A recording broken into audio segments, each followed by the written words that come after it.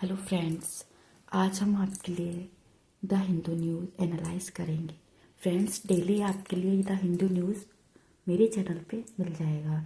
UPSC prelims plus mains दोनों के लिए आपके लिए बहुत कंपलसरी होता है।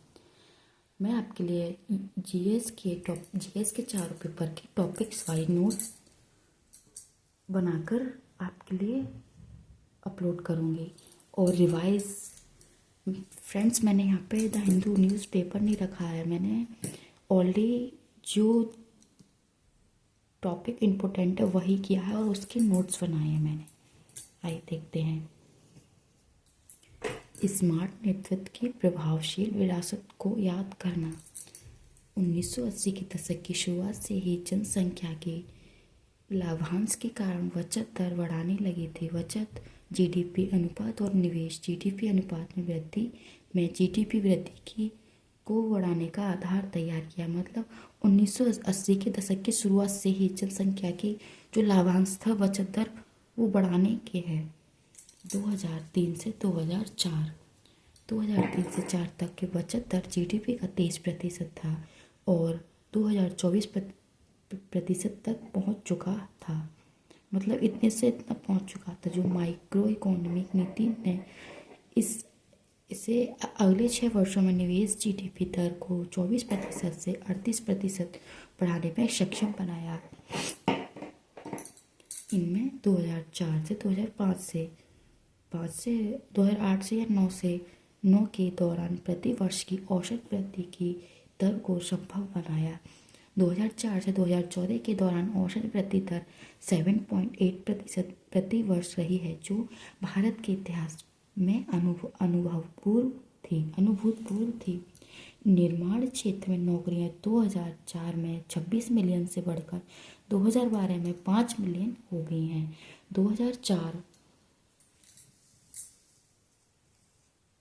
2004 या 5 से 2011 से 12 के बीच गरीबी रेखा से ऊपर उठने वाले लोगों की संख्या 13.8 करोड़ थी, जो एक अभूतपूर्व उपलब्धियां हैं। 2004 के बाद पहली बार कृषि में काम करना से श्रमिकों की संख्या में गिरावट आई। मतलब 2004 में गिरावट आई है और 2004 में उठने वालों की संख्या 13.8 करोड़ थी। नीतिगत झटके और प्रभाव। हमें किन किन से प्रभाव हुआ है, किन से हमें नुकसान हुआ है, हानि हुई है, उसके बारे में बात करेंगे। नोटबंदी, असंगठित क्षेत्र और कृषि भारी नुकसान हुआ है। सेकंड, जीएसटी खराब डिजाइन और क्रियान्वयन में एमएसईएस पर दबाव डाला। लॉकडाउन, कोविड-19 के दौरान अर्थव्यवस्था में 5.8% की गिरावट आई है। हमें ये नीतिगत के झटके एवं प्रभाव। अब हम रोजगार के संकट के बारे में बात करेंगे। रोजगार संकट। 2011 से 12 में बेरोजगारी दर 2.2 थी और जो 2017 से 18 में 6.1 हो गई है। युवा बेरोजगारी 2022 से 2023 में 11% तक पहुंच गई है। उच्च शिक्षित व्यक्तियों के संकट बेरोजगारी दर लगभग 33% हो गई है, जिससे हमें रोजगार संकट मिल रहे हैं देखने के लिए। संरचनात्मक परिवर्तन का उल्टा होना। 2004 से 19 के दौरान कृषि श्रमिकों की संख्या में 6 से 7 करोड़ की गिरावट आई थी, लेकिन 2020 से 2024 के बीच ये पूरी तरह उलट गई। बताने वृद्धि में गिरावट आई है। मतलब यहाँ पे ज़्यादा गिरावट आई है। नियमित वेतनभोगी श्रमिकों का हिस्सा 2019 में 23.8% से गिरकर 2023 में 20.9% हो गई है।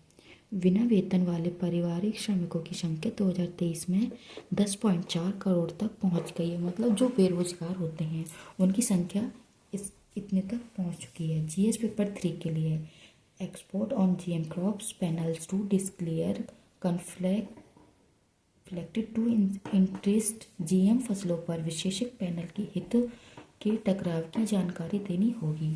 केंद्र सरकार के पर्यावरण, वन और जलवायु परिवर्तन मंत्रालय ने genetic engineer approval committee GEAC इसी की विशेषताओं के चयन से जुड़े नियमों में बदलाव किया है। जीईएसी भारत में आनुवंशिक रूप से संशोधित जीएम बीजों के नियमन के लिए सर्वोच्च तकनीकी निकाय है। नए नियमों के तहत विशेषज्ञ सदस्य को अपने उन हितों का खुलासा करना होगा जो उनके कर्तव्यों के साथ टकराव पैदा कर सकते हैं। ये हमारे जीएम फसल के कुछ नियमों के बारे में है।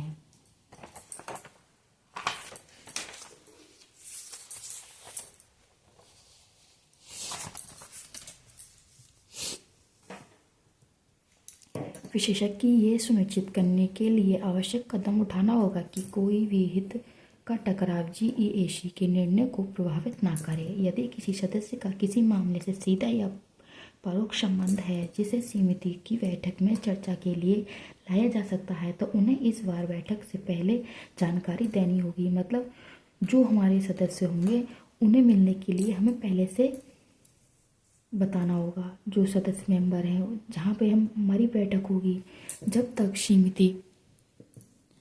समिति विशेष रूप से ना कहे विशेषज्ञ को ऐसे बैठकों से अलग रहने की उम्मीद की जाएगी। मतलब जब तक वो बताए ना तब तक उन्हें बैठक में बैठने की उम्मीद ना रखें। ये नियम जुलाई 2023 में सुप्रीम कोर्ट के एक आदेश के बाद आया है जिसमें केंद्र सरकार को जीएम फसलों पर राष्ट्रीय नीति बनाने का निर्देश दिया गया था। जुलाई 2023 के आदेश में सुप्रीम कोर्ट ने जीएम सरसों की फसल की पर्यावरणीय रिलीज के लिए केंद्र के 2022 की शर्ताओं स्पीकर की वैधता पर विभाजन निर्णय लिया था। इस निर्णय ने जीएम सरसों की फसल की रिलीज पर अंतिम निर्णय भविष्य के बीच पर छोड़ दिया था। मतलब जो हमारे भविष्य पर ठीक बैठे। 2013 में एक एक्टिवेटर समूह coalition for GM free Indian ने आरोप लगाया कि सुप्रीम कोर्ट द्वारा नियुक्त एक तकनीकी विशेषज्ञ समिति के सदस्य एक ऐसे संगठन का संचालन कर रहे थे जिसमें मैनसेट एक बहुराष्ट्रीय बायोटेक और कृषि कीटनाशक कंपनियों और उससे जुड़ी भारतीय संगठन द्वारा वित्त पोषित किया गया था। मतलब ये जीएम की फ्री इंडियन कंपनी पर आरोप लगाया था सुप्रीम कोर्ट ने कि मैनसेट एक बहुराष्ट्रीय बायोटेक कृषि कंपनी जुड़े हुए हैं, कीटनाशक कंपनी और उससे जुड़े भारतीय संगठन द्वारा वित्त पोषित किया गया है।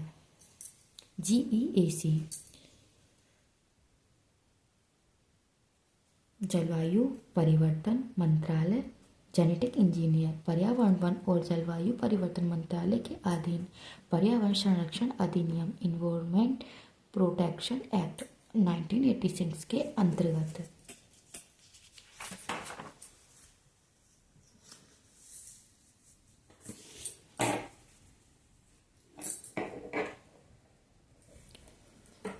खतरनाक सूक्ष्मजीव आनुवंशिक रूप से इंजीनियरिंग जीवों तथा कोशिकाओं के निर्माण, उपयोग, आयात, निर्यात और भंडारण के नियमन है। नियम 1989 द्वारा संशोधित है। लाभ, हम इसके किन किन चीज़ों में लाभ हो सकते हैं, जैसे कि कीटों और रोगों से लड़ने में हमें लाभ मिले, पर्यावरण अनुकूलन खेती में, मौसम प्रूफ खेती में, पोषण संबंधी पावर हाउस, छुपी हुई भूख से लड़ने वाले पौधे, कीटाणु, हमें उनसे लाभ मिलेगा। जीएस पेपर 2 के लिए government constitution panel to revisit the wholesale price index, थोक मूल्य संसूचक की पुनर्गठित करने के लिए सरकार ने पैनल का गठन किया था। ये हमारे जीएस पेपर 2 के लिए इम्पोर्टेंट है। मतलब आप पढ़ लीजिएगा आपके लिए, जैसे कि प्रीलिम्स मेंस में आपको कहीं भी देखने को मिलता है तो आप इससे रिलेटेड टॉपिक लिख सकते हैं। केंद्र सरकार ने देश के थोक मूल्य संसूचक CWPI के घटकों के पुनर्निर्धारण करने के लिए एक विशेष पैनल के गठन की घोषणा की है। ये कदम 2011 से 12 में वर्तमान आधार वर्ष और 2022 से 23 में नए आधार वर्ष के बीच अर्थव्यवस्था में हुए संरचनात्मक बदलाव को ध्यान में रखते हुए उठाया गया है। ये कार्य समूह जिस नीति के सदस्य रमेश चंद्र की अध्यक्षता में संचालित किया जाएगा, नए उत्पादक मूल्य संसूचक पीपीआई का गठन और उनके गणना की पद्धति की भी जांच करेंगे। मतलब जो इसी पीपीआई की पद्धति है हम उसकी भी जांच करेंगे।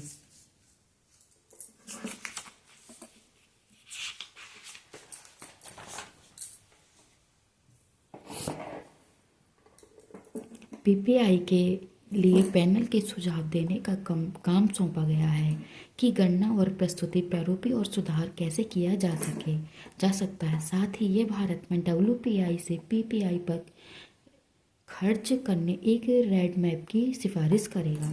पैनल की वाणिज्यिक और उद्योग मंत्रालय के आर्थिक सलाहकार कार्यालय को अपनी अंतिम रिपोर्ट 18 महीने के भीतर सौंपनी है, जिससे इस सिफारिश देने के लिए 30 जून 2026 तक का समय लगेगा। मतलब हमारी 18 महीने के बाद रिपोर्ट जाएगी, तो 30 जून 2026 को 26 तक का समय मिलेगा हमें। डब्ल्यूपीआई थोक व्यापारी द्वारा अन्य व्यापारियों की थोक में बेची और कारोबार में की गई वस्तुओं को कीमत में परिवर्तन को मापते हैं। वाणिज्यिक एवं उद्योग मंत्रालय के आर्थिक सलाहकार कार्यकाल द्वारा प्रकाशित की जाती है। भारत में सबसे व्यापक रूप से प्रयुक्त मुद्रास्फीति सूचक है। अखिल भारतीय डब्ल्यूपीआई का आधार वर्ष 2004 से 5 से संशोधित करके 2011 से 12 कर दिया गया है। मतलब जो अखिल भारतीय डब्ल्यूपीआई का आधार जो है 2004 से 5 संशोधित करके 2012 कर दी गई है। डब्ल्यूपीआई और सीपीआई में अंतर। डब्ल्यूपीआई उत्पादक स्तर पर मुद्रास्फीति पर नजर रखता है और उपभोक्ता मूल्यांक सूचक सीपीआई उपभोक्ता स्तर पर मूल्य स्तर में परिवर्तन को दर्शाता है। डब्ल्यूपीआई सेवाओं की कीमतों में परिवर्तन को शामिल नहीं करते हैं, जबकि सीपीआई ऐसा करता है। ये शामिल नहीं करते हैं, ये करते हैं। डब्ल्यूपीआई में विनिर्माण वस्तुओं को अधिक महत्व दिया जाता है, जबकि सीपीआई में खाद्य सुरक्षा वस्तुओं को अधिक महत्व दिया जाता है। डब्ल्यूपीआई का आधार वर्ष 2011 से 2012 तक है, जबकि सीपीआई का आधार वर्ष 2012 तक ही है। फ्रेंड्स, हमारा ये पेपर आज समाप्त होता है और हम इससे रिलेटेड हमारी क्वेश्चन जीएस पेपर 2 जैव प्रौद्योगिकी किसान के जीवन स्तर के बेहतर बनाने में कैसे मदद मिल सकती है, ये हमारा 2019 में आया हुआ क्वेश्चन है। ये यूपीएससी में पूछा गया है। फ्रेंड्स, आप सभी को नोट्स कितने हेल्पफुल होते हैं आप मुझे कमेंट सेक्शन में बताना। एंड वीडियो को ज़्यादा से ज़्यादा लाइक करना एंड शेयर करना, सब्सक्राइब करना ना भूलें। Thank you.